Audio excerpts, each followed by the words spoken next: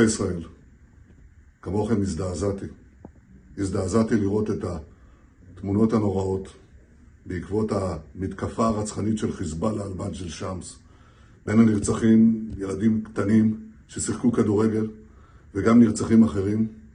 לב כולנו נשבר מהמראות הללו. אנחנו מחבקים את המשפחות, מחבקים את העדה הדרוזית כולה ברגעם הקשה, שהוא גם רגענו הקשה. מאז שהותקנתי באסון אני מקיים התייעצויות ביטחוניות רצופות. הנחיתי להקדים את שובנו לארץ. אני אכנס מיד את הקבינט הביטחוני עם הגעתי. אני יכול להגיד שמדינת ישראל לא תעבור על כך בשתיקה. לא נעבור על כך לסדר היום.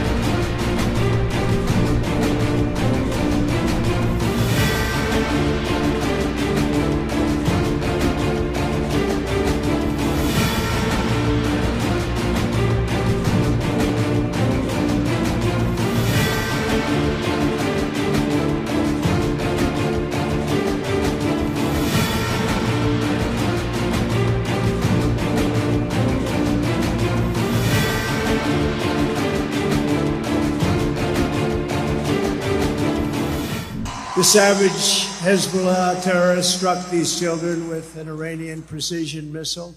Dozens more were wounded in the attack, and sadly, the death toll is probably going to go very substantially higher.